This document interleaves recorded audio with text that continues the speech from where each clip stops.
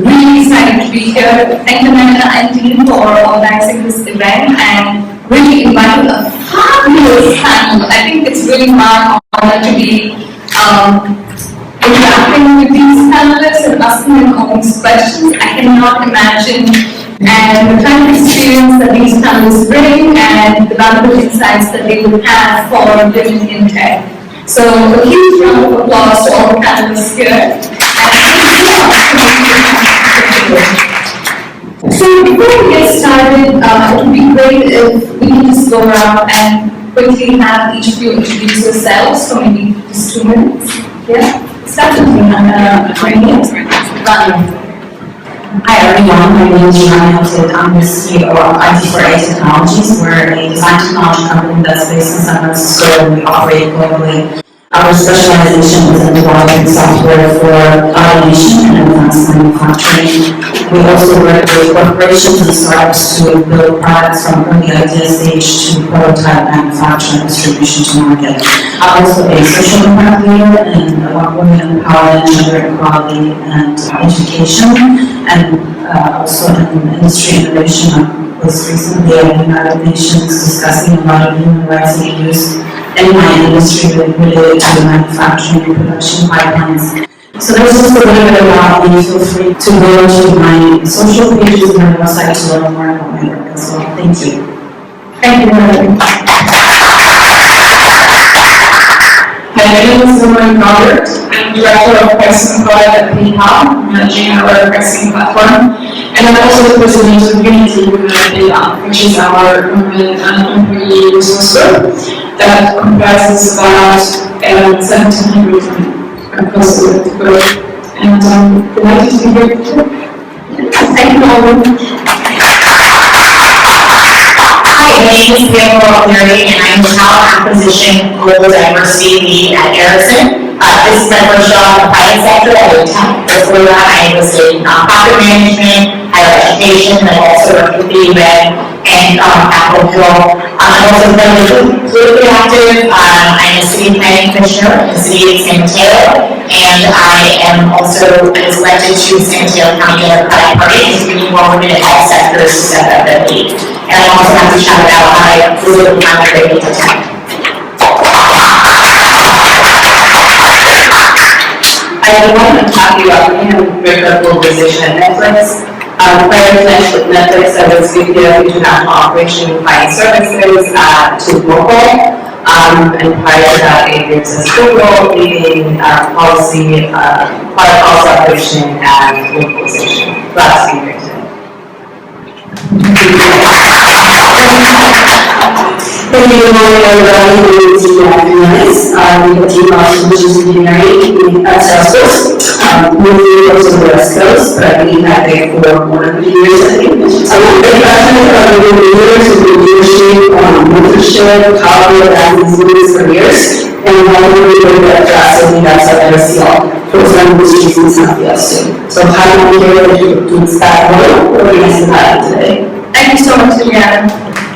Just to round off the introductions, a little bit about myself as well. Prior to DocuSign, I've been with DocuSign for about 3 months now, and prior to DocuSign, I was with SAP, Google, Yahoo, and Oracle, just down some of the tech companies all over Silicon Valley. And really happy to be here, and again, thank you so much for making time. So today's questions are going to be categorized into 3 sections. The first one is how to be the change by breaking the glass ceiling. And this will be through some of the inspiration stories that we have from the panelists. And the second one will be about navigating through some of the challenges around gender inequality in tech. And the third one is dealing with or being aware of sexual harassment in the workplace. So let's start with breaking through the glass ceiling. Rania, I'm going to start with you. You built the glass ceiling as a successful global leader, being the only CEO in the highly technical, male-dominated industry. How did you challenge people's expectations and stereotypes? I first started by putting some things into perspective. There are less than 15% of women in senior leadership based on the new statistics. despite of all the strides that women have made in all of S&P 500, men still made 75% of all senior and executive positions, 94% of CEOs, 80% of board seats, and just about 80% of all seats. So when we're thinking about being one of the most advanced societies in the world, for me, being in my industry, I can tell you it's not easy at all to be a woman CEO in male-dominated industries. Whether my competencies have been initially judged or stereotyped based on my gender, based on my age, being a young leader in my industry, based on my ethnic background, being from Middle Eastern descent, my education background, I did not go to business school. So there are so many factors that are so easy to be stereotyped by. But for me, my focus has always been on staying in my integrity and being my most authentic self and my most driven self in order to keep advancing in my work. And my aim is to be able to also inspire and encourage other women to move into leadership as well. It's very easy to get caught up in masculine gender politics of the world around us. I think women need to be able to be stronger than that and be able to break their own stereotypes in order to be able to move forward. Otherwise, it's so easy to get paralyzed and not really achieve much. So what one of those skills would you say are required to kind of break those stereotypes and get you last year?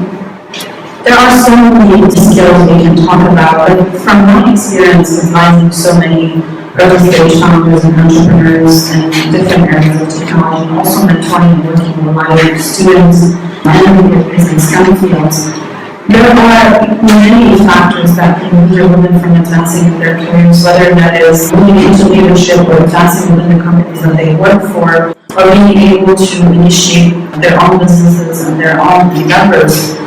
The main things that I was able to observe amongst many women that I worked with is, number one, they don't always have the answers to the most fundamental existential questions, such as why they do what they want to achieve, how much they want to accomplish in their careers, how far they want to go. And because of that lack of self-knowledge, what happens is that they fail to effectively communicate to the world and to other people what they want, and to persuasively negotiate in order to get it.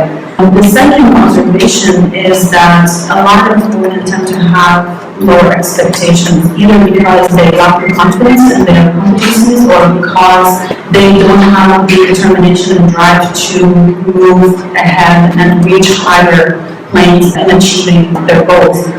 So what happens is that they systematically start to achieve less and get less because of their lower expectations, which drive their behavior to settle for less. Right. Okay.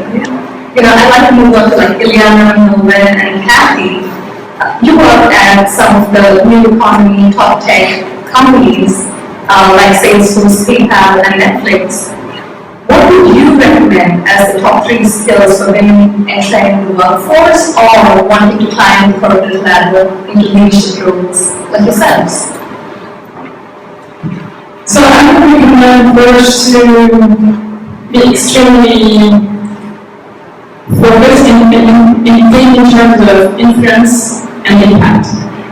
This is something that I didn't get from the market. I was just more like in the mindset of being a good student and write the things that I was supposed to do, but not really paying attention to the broader spectrum of what I was doing, understanding things end to end and who I need to influence and who was women, who was interested in accomplishing what. I think we need to really think holistically and then increase your influence and your impact. And once you have an impact, understand your impact and the impact that you have for others, make it visible. So that's one first recommendation I have. Another one is being a constant learner, being really agile, adapt constantly, because whatever you know today is not going to be sufficient for tomorrow. So you need to really adapt and be comfortable in great situations, but not ambiguous situation where you just when you're in the middle, you figure things out, you don't know from the get-go. And the third advice I point of view is to build relationships, build a network that is diverse. So many roles, many industries, many age range, men, women, younger, older, a broad network with deep relationship or shallow workers, but not the whole niche. Because you have a lot of design that come from the network. You can support me in a opportunity for someone in the network because you're going to connect people, you're going to serve them, and they will come back to you. And even though you're open, right? So many times I pick up. I've been helped in my current job because I know people in different departments, and at some point you need to be convinced, you need to know who can help you move, and how to work. So, those are my feelings. All right. Thank you. But I think I can't really add much to what was just said. If I were to just summarize it, I would definitely say networking is extremely important. Finding a mentor at every stage of your work, that becomes extremely important and key in succeeding in whatever field or technology or any company that you are. And then articulating what you're good at. All of us are good at least one or two things. Be great at it and be able to articulate that, create value propositions for wherever you want to go. And again, be able to have that elevator pitch and talk about it confidently. Great, thank you.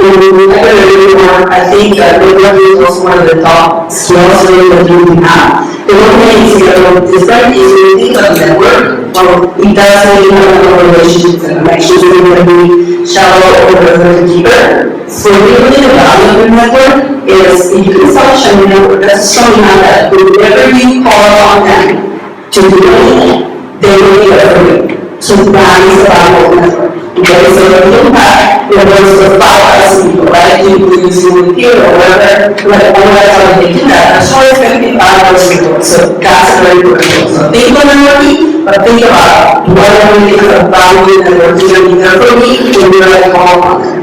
Yeah, so that's fine. Second thing is say, he's probably 20 years ago, the wasn't there for me, or at least not that consciously. It is very good. So branding is very, very well nowadays, right? And branding, I think we appreciate performance, but think about it in the most simple way. Branding is what people say about you, what are you known for? So if I tell you about this branding with someone else, what did they say about you? What is your passion? What is the favorite time yourself? So that's the branding. And branding will be amplified with the different channels that we have in social media, your profile, or whatever it is that you are doing. But the branding is really possibility have with the interaction you have with people you interact on a daily basis. And the third thing, branding is going to this. Okay, so we're going to have everything else, we're very good at networking and relation building and all that, but you're not competent if you don't know whatever you're good at, like you said, really well. Or maybe you don't know what you're in, you don't know what you're in finance, and suddenly you're going to social entrepreneurship. Well, you don't even know that, but you can't hurt yourself. So you have to learn to be competent at whatever that whatever is, right? And the one thing that was an overarching skill is leadership. And in that sense, we just say, leadership is when that you influence people, and you influence people to follow you. So what is it that you can do to make that happen, right? So many of us be very passionate about what we're talking about things you like, and we're inviting your friends to like dance, and we're like, good one, whatever it is, we get automatically really passionate, we get mindfully. So, and that can inspire other people. So find that passion, whatever it is, because that's what's going to make people follow you and listen to you in whatever you're doing. So what we're really doing more is being really self-aware about what you want, what you're passionate about, being able to articulate where you want to be, and actually communicating that with others, saying this is where I want to be, and to help you get there, right? Or you will just really push yourself to get there. So, with that in mind, did you have a mentor or somebody in your life who really influenced you to get to the level that you are at today? Any of you can pick a male or female mentor. I unfortunately have a ton of them, and I very proactively sought them out. The first one that comes to mind is 10 years ago this fall, actually now, I interned with the United Nations in New York, and I kept in touch with my mentor since then, and she's like a second mom to me. But I think I no longer live on the East Coast, but every time I go back there and I have coffee with her, I email her, I have to be proactive. I mean, I think that's one big thing with all this, you can just be like, be my mentor. You have to, the person has to drive it and know what you want from it. But yeah, I have countless mentors now out here in the West Coast. It's always organic, but it usually starts with I ask my own coffee that I think is interesting, and then it goes from there. Yes, I have had a lot of mentors, men and women, and what I really liked is that they were able to point out to me many things I wasn't aware of, because you can only be aware of what you can know or recognize, and when there's a global world, it's very difficult to have insights. So they were able to provide me those insights and just direct me and point me to what was missing that would make a difference if I knew it. And once I had that in mind, I was able to go to the next level, do the next thing. But before that, I had no clue. So, and also I would say that, once one has relationships, of course you need to be proactive, but also think about what you bring to the table to your mentor. Because you're also bringing something, so you can also give them insights on what's going on in your department, in your company, in your industry that they may not be aware of, or if you're from another generation and there, you can give them insights on that generation. So, can you also again what you bring to the table so that it's a win-win relationship, and then we'll get those relations. It's very important to think about what you're doing. Do you have a mentor? I did not have any mentorship during my evolution of my career, because I started when I was a student, so a lot of my experience was self-taught. I had to learn so much on my own. By the time I was ready to launch my third company, I had learned so much from scratch that I became able to actually mentor and advise other people. But what happened when I moved my company to San Francisco, I was able to have a really solid team around me that became partially my mentors, but they're actually people that work for me, my employees that I also learned so much from. And my advisors will also contribute so much to the company. So it's a lot more of an active collaboration and participation with the growth of the business than more of a theoretical or motivational type of relationship, if that makes sense. So that's been my experience. So, do any of you manage to mentor people outside of the company or outside of your team? Because I think we have a lot of people here who look up to you as role models and want to be mentored by people who are really successful in their roles in their companies. So, have you done that in the past where you mentor people outside of your company? Is that something you have done before? Alright, so, I've been mentoring people outside my company, definitely. But I think for me, what's more common is people that I actually work with, I've been employees for years, I've been working years with the city college, and sometimes naturally the relationship goes with some sort of membership, right? The membership is some sort of advice. So when you think of membership, just think about, there's probably not going to be some officers that will be good at doing presentations, be good at presentation skills, and I'm going to teach you how to do that. I think membership in this context should be something that can actually share experiences with you, someone that can actually guide you through a process of self-discovery, self-learning, and also someone who can push you out of your comfort zone. So that is really important, right? Otherwise we're talking about coaching, that people can do, or different advisory roles, or trainers, but membership really is focused on growth, personal growth. It's someone who can help people in personal growth by sharing experiences and giving you insights. That's a really good point, because they should be able to see you on the job, to be able to give you feedback and coach you and mentor you to do better. Okay. So the next question is for Kamala, as we have that position in global level screening, and to Rania, as the CEO and co-founder of ID Technologies. Could you share a couple of things that your organization is doing to help build skills for women to break glass ceiling? So Ericsson is doing something I'm really proud of. A few years ago, we declared a goal by the entire workforce by 2020 or 30% of it to be women. And my job exists basically to serve that goal. I think it's really about aim from directives of the CEO. I think that's a huge important part of it. So with that, of course, unfortunately, allocated headcount and resources for my position and other diversity and inclusion, D&I, et cetera, positions, but it is a comprehensive approach. There is no silver bullet for this. You have to be looking at recruitment, you have to be looking at retention, at promotion, employee resource groups, senior leadership engagement. I work one of the things I do because I have my mentor from the UN.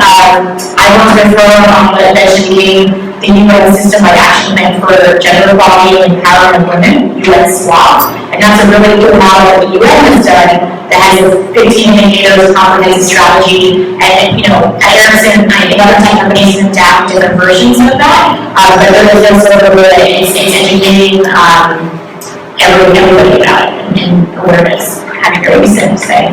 For my company particularly, we have a one-for-one type of policy that we developed when we first started for every man there's one woman and vice versa. So there is a conscious effort in terms of making sure that we have an equal amount of female and male employees that are working in the company.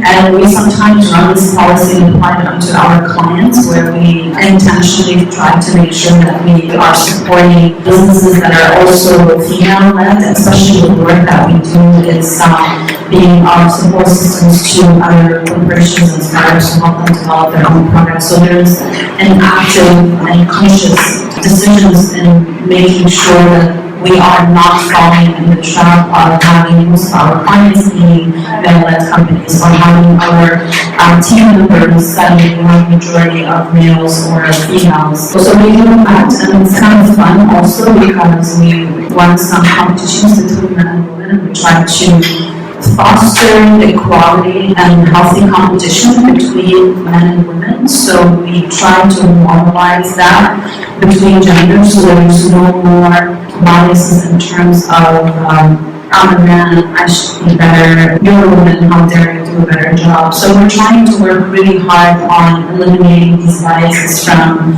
the root by changing the attitudes and behaviors of how men think about themselves and about women, and also how women think about themselves in relation to men. And we try to help other organizations also implement some of these strategies. I work really closely with a lot of organizations to help them bring more gender equity to their teams through a lot of experiments that we've done within the company within the last 4 years. So there is no one way of doing anything. Every company has its own culture. As long as we're building healthy cultures that can help and support to advance women within our organizations, I think we're on the right track. Thank you so much. So are these experiments shared anywhere on the web? Not really. But we have thought about doing live streams to show what kind of crazy stuff we go through behind the scenes. But I'll consider that for future type of experimentations where we share it more like public. But for privacy issues, we don't really have this okay. But it will be fun. Yeah. I think there's a lot we can learn from each other. So. Alright, that takes us to the next category, which is about bridging the gap between gender inequality and tech. For those of the audience, would you like to explain what gender equality gap means?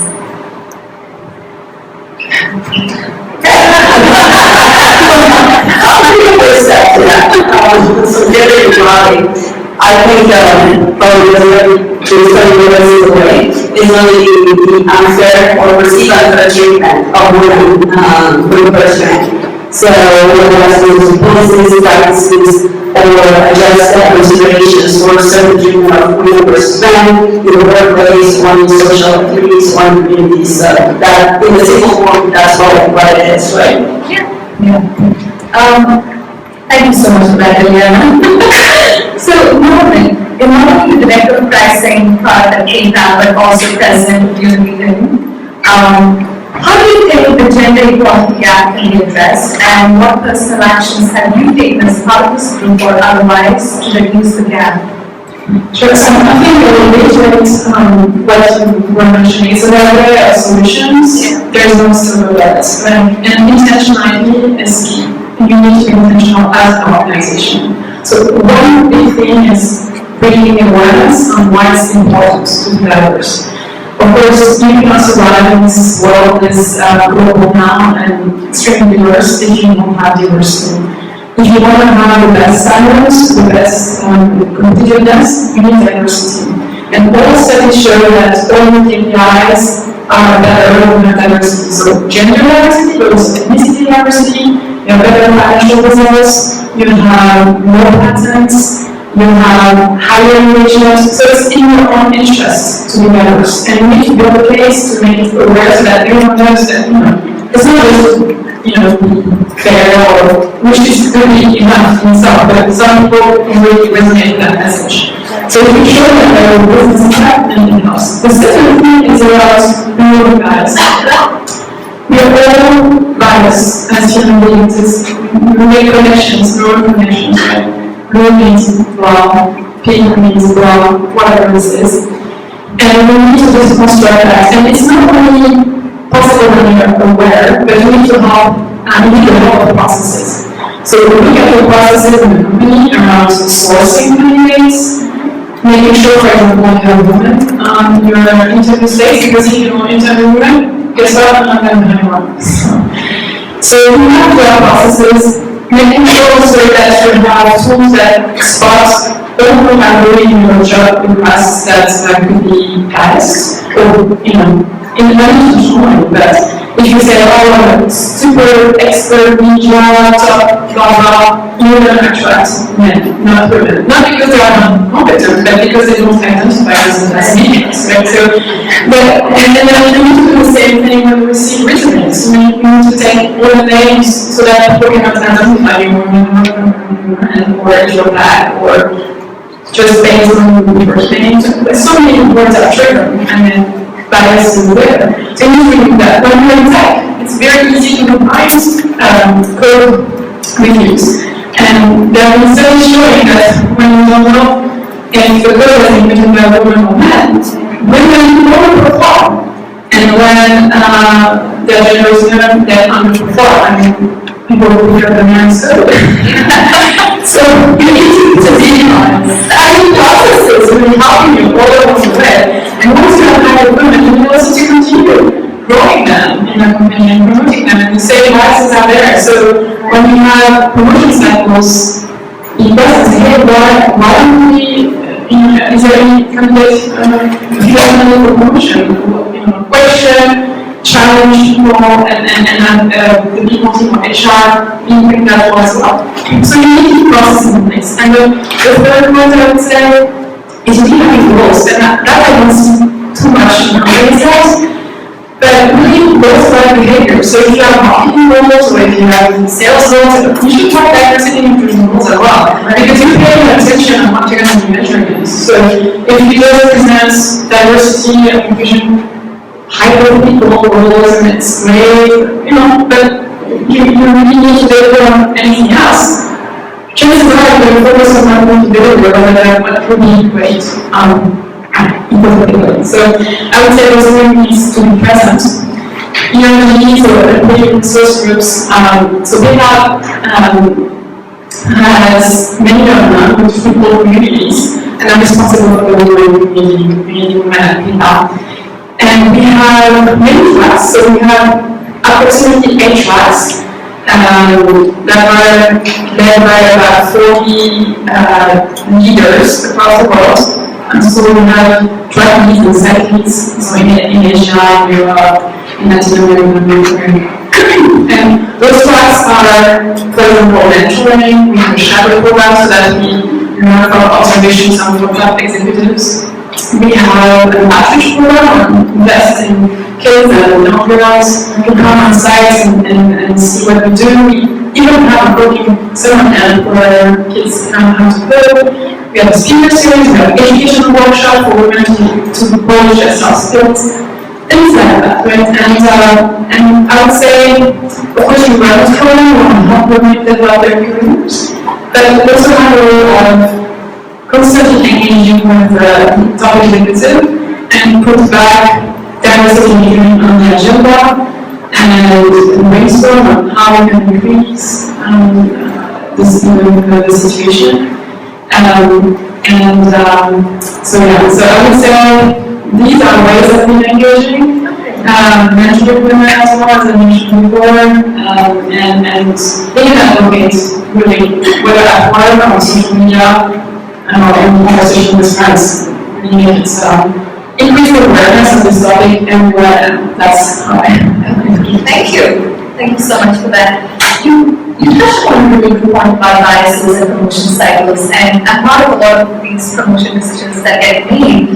And when it comes to women leaders, I hear one of the two things. One, if the woman leader is really soft-spoken, the feedback is, oh, she does not have executive presence. And if she is truly like leadership leader, then it's like, oh, she's very aggressive. Have you personally received any such feedback? And how have you dealt with it? So, I'm very attached to the feedback I'm given. So, when I was being told, and it was from companies as well. So, when I was aggressive, like, okay, you can be softer, more solo, or to express things in other ways. And when I was not soft, everybody's, you're not confident enough, or not, whatever. I'm like, okay, so what does it really mean? And actually, I had a training that was really eyes-opening. Because sometimes it's difficult to interpret. This is one of the things that, oh, you have confidence. I'm not sure I have confidence. But that's how it occurs to others. And then when we decompose what it means to show that you're confident, or at least that people feel that you're confident, there are a few things that you need to do in the body way. Eye contact, short sentences, kind of logos, things like that, taking space with your body, things like that. So it's more like working on your posture, working on your voice, working on your eye contact, working on taking space, and then when you work on those things, then suddenly people say, oh, yeah, you're way more confident than before. That's really easy. Inside. But you're doing the things that Just the way you present yourself. exactly. So I think it's not the only thing, but it helps a lot, I would say. Anybody else on the panel had a similar experience? Yes, obviously both of them. One on the aggressive side and the shy side. I listen and forget about it. I mean, at the end of the day, I have already, in my view, I have already showed, track record of success. So something has worked. So I kind of try to stick to what works for me, and then just improve on the things that is expected to some degree, the way I can do. I think you mentioned something about being a learner, and as long as you continue to learn about, how psychologically and socially you can influence others, and then try to pick what works for you in terms of, some aspects of social, psychological, leadership skills, and just have that.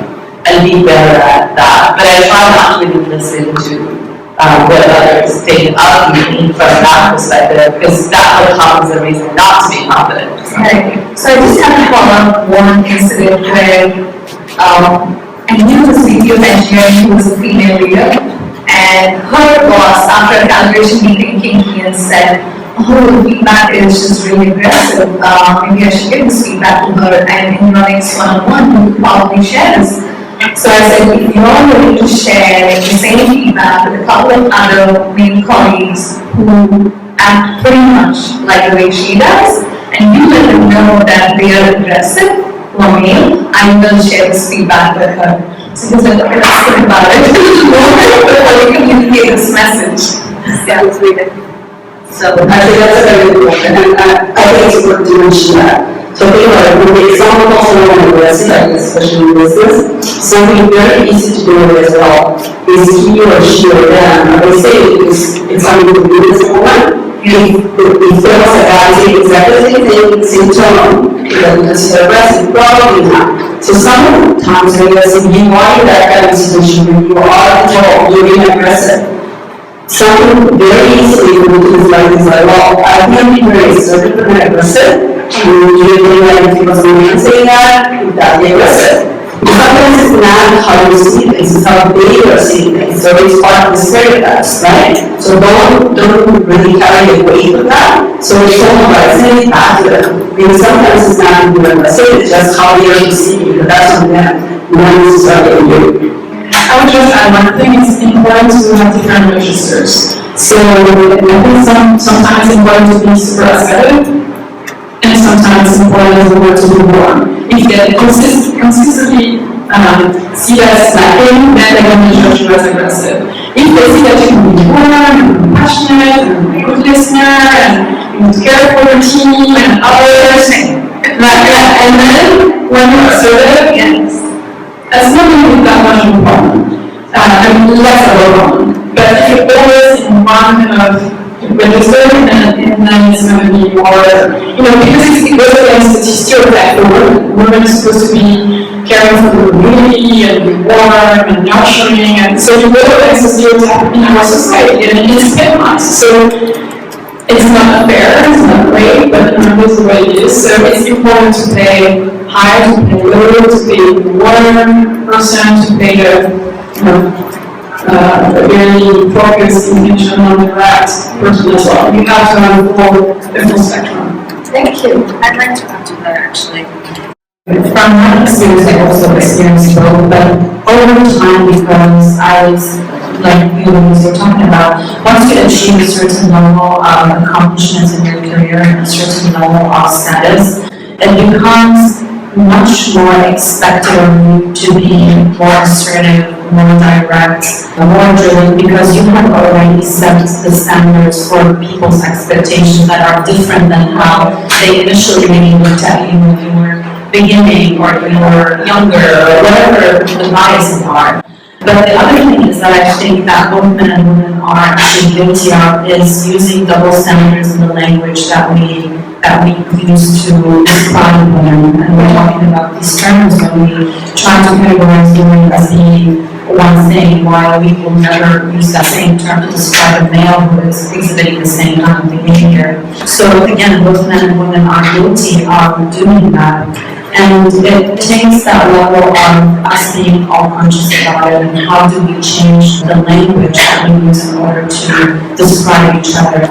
That starts to reduce the discriminatory effects of gender biases and how we treat each other and view each other. Thank you. So, Rania, the question is back to you actually. So how being the CEO, you were also a social impact leader. So what are some practical ways to make men our allies to close this gender gap? Closing the gender gap requires a commitment to gender equality, which means that men have to become actively engaged in creating change at the cultural level and also helping to advance women from the classroom to the boardroom. There are so many changes happening in businesses today. Our social and political climates are increasingly divisive. The diversity issues in tech companies that we've been talking about, with more sexist corporate culture and all the issues that keep coming to the surface and all the stories, they really reveal a profound need for having more men who are enlightened, who can become allies and potentially have an impact on driving forward towards gender equity. There are so many things we could do, but it has to begin first from shifting behaviors and attitudes to moving from thought into action. There are so many actions that men can actually take in order to become more allies, in order to help closing the gap. The first one I want to talk about, and we talked about a little bit earlier, is about double standards. Being more conscious about double standards and making sure that we don't keep describing women as putting their gender ahead of their achievements, because that keeps sustaining the belief, whether that is unconscious or conscious, that men and women are not equal.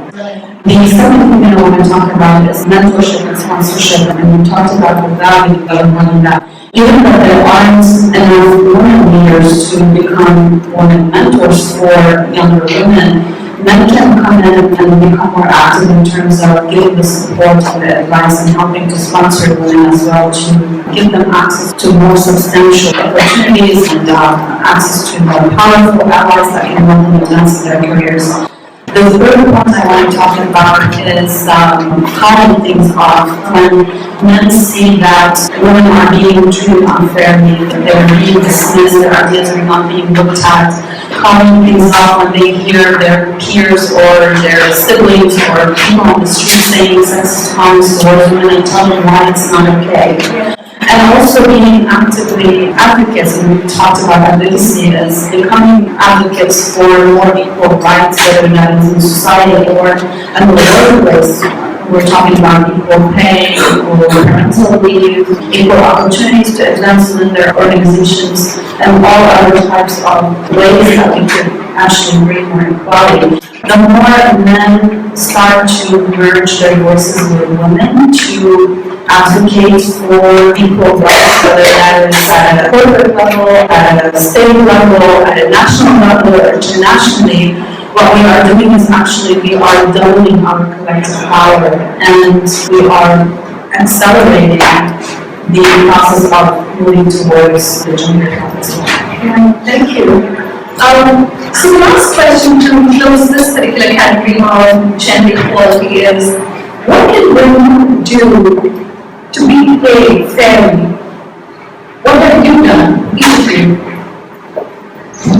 How can you know that you're actually being paid fairly? What is being paid fairly? The second one is actually knowing, yes, I'm being paid fairly. Always ask for more money, or not necessarily money, but always negotiate your salary that is offered to you. Never take the first salary that is offered to you. If you do take that, you better negotiate benefits or something else. There's a lot of great resources out there. Here's a magic phrase that is really got me tens of thousands of dollars in my career. Whatever number, X number is important to me.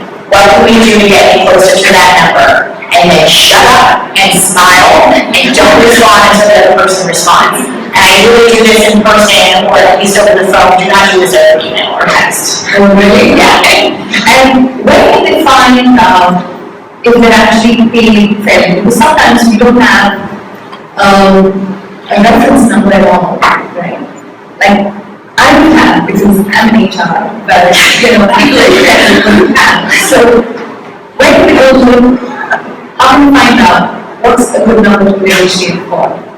I think Glassdoor doing your research is one of the best sources. There's other websites in her site, their job boss, and they have some of this data as well. I think do your research on what you have at a company. I think Glassdoor is probably one of the best resources for that.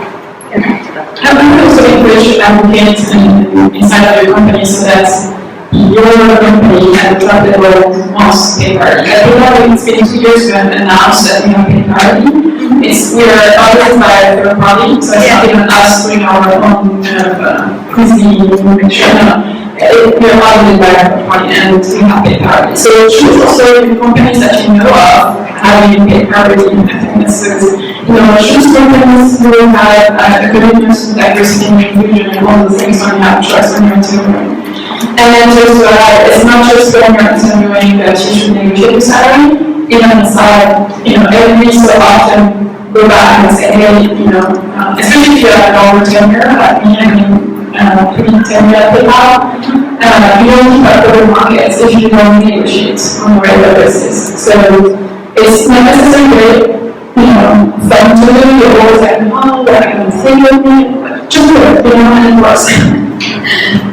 I can add a couple of things. This is where you need to take advantage of the power of your network.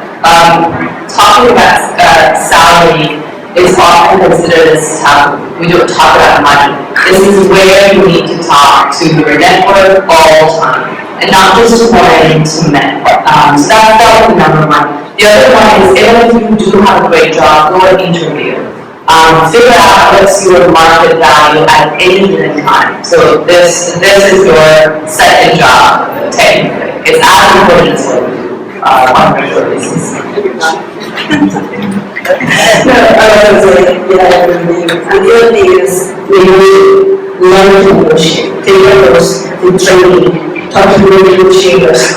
First of all, is whenever you get a job offer, and especially in years, you're getting first thing you need to do is don't take it. So you got to negotiate. The first step to that is just say no. And that's a hard thing to do, especially when you're young. Right? But feel free to do that, because guess what? The person on the other side, it's actually expecting you to say that. If they are interested in that, they will put an offer for you. That means they really want you on board. So when you say no, what's going to happen? One of the things usually happens, right? One is that they are like, oh, sure, surprise, she said no. Who does she want, right? And then you're entering through all the doors to say, what else do you want?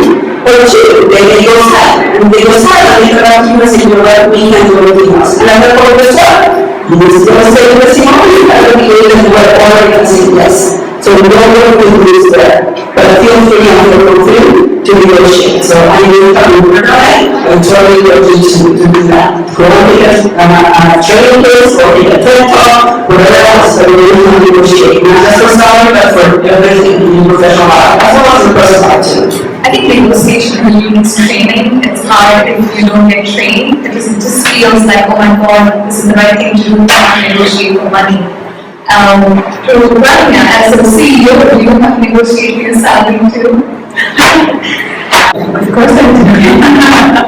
But to add to what companies are talking about, I think one of the most interesting things about negotiation is that it goes in multiple directions when you're in a leadership position as well, because you're not just negotiating about salary, you're also negotiating about decisions, you're negotiating about who's going to take charge of what, you're negotiating about team distribution, and you're negotiating about timelines. So there are so many different types of negotiations that begin to happen, and each one requires a different set of skills in order to execute it properly.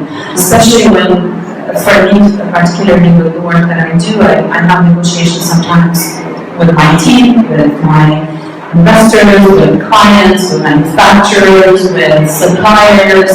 So there's different types of characters that I also have to deal with, and it requires me to also shift my own persona in order to relate to them and create that kind of ease and flow of bonding and conversation in order to, again, I want to get to what I want. So for me, it's important to be able to communicate effectively with people and be able to have the stamina to continue with the negotiation until I arrive to a satisfying result. So again, it changes from myself being CEO of a company trying to negotiate with different personas to also being able to arrive to the results that I think are satisfying to the goals that I want to achieve. So negotiation skills training will be key for all of us. Yes, I knew that. Right. Well, with this, we come to the end of the panel discussion and we'll open up for Q&A. Anyone who wants to get started first? Yeah, you talked about the topic of aggressiveness. What I sometimes see in senior women that are managing directly or that I dealt with in companies I work for is that once they got promoted up the ranks, they felt a need to become standoffish or quite formal, not necessarily aggressive, but just much colder than they had been before that point. I'd be interested to hear from you in senior positions what the right balance is to strike. To what extent should you be that business person, and to what extent should you be the more personal persona that maybe you are?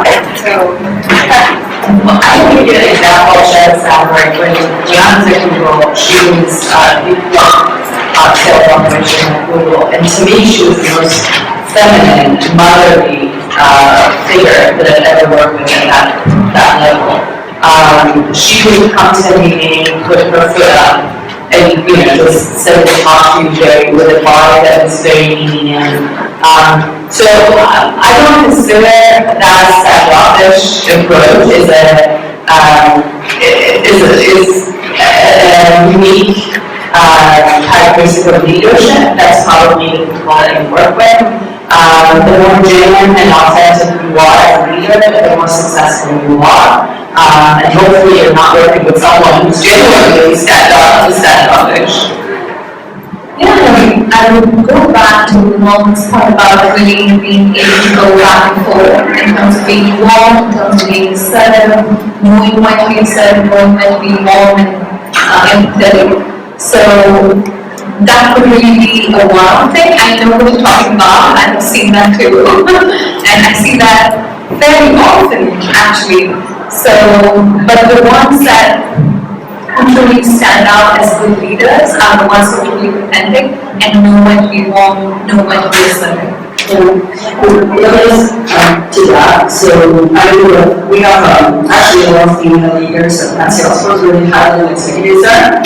I think core in our them is that they are very authentic, as Kevin said, very feel very nurturing, very motherly. I think you need to see them more aggressive, especially when you hear change, right? So sounding like very loud, hear really change. In my experience, it's not the job, but in my experience, sometimes that is because they really come from a place where they feel like they need to do that to really assert themselves with other people. Not necessarily with you or with people who support and know them, right? But really feel like that's a way they're going to get to that place of comfort.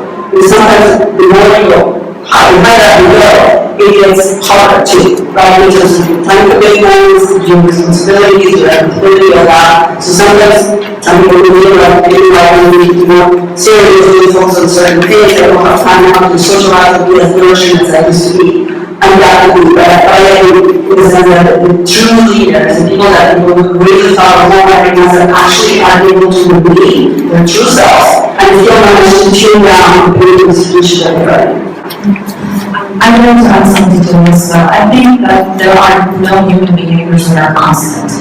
So in order to expect somebody to be always in the same kind of behavior, always being standoffish, always being loving and caring and empathetic, it's also unrealistic to do that. We're emotional creatures and we fluctuate between different kinds of emotions, and it's very hard to expect someone to stay constant. So I think also on the receiving end, when we're dealing with other people, it's good to maintain that in the back of your mind and understand that this is temporary, and this person is not going to necessarily treat me like this or be like this later.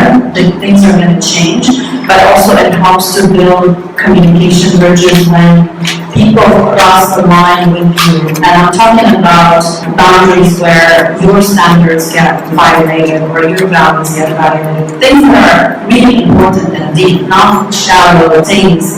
You also have to have the strength and the communication skills in order to translate how you feel and how this other person makes you feel within that kind of interaction, if it was uncomfortable to you or if it didn't really fulfill what you needed in that particular moment of interaction. So it's good to build an empathetic conversation both ways with people and always understand that none of our emotions are constant as well. And it's impossible to predict how other people react, and also it's unrealistic to think that we will always maintain a certain type of behavior.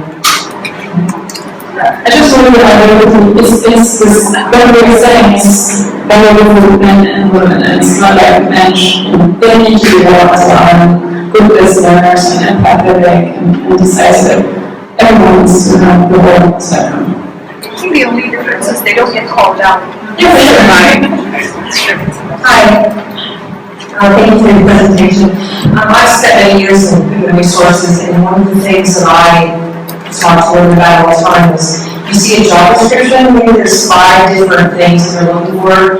The men will usually go to that interview and when you send 3 PSs away, it's going to be studying others who do a good job of convincing yourself and others that you do a job.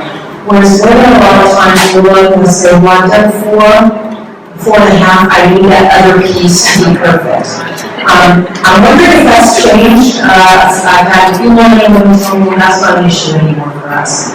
I don't think it's changed all that much, and I'm curious if you all have a different opinion about that particular issue. Thanks. I just want to assist you from economic millennials. I've read, actually it's a McKinsey/Lean study for women in the workplace, and actually had a conversation with people who read that study in person in 2015. And it was very interesting because they had the question of ongoing difference from the baby boomers. And the answer was not. There are differences in the aspiration and enjoyment of workforce. In terms of non-enjoyment workforce, there is no gap in aspiration, and women trust themselves as much as men do, and have the same ambition as men. What happens is 2 to 3 years in the workforce after, men completely change, and we don't have the same pattern in baby boomers. Men were, very committed to taking care of their kids, daughterly, and women lack confidence 2 to 3 years into the workforce, not enjoy the workforce. So it tells a lot about our culture, but they're learning 2 to 3 years that they should promote expectations, not learning in the workforce. And then, for what specific, I don't know, really, I can tell for me, yes, I always have that. All of them really not people, but you shouldn't stop you. Once you wrap in your head, and I'm like, yeah, probably I'm going to do well, and you know what, I'm going to do it anyway.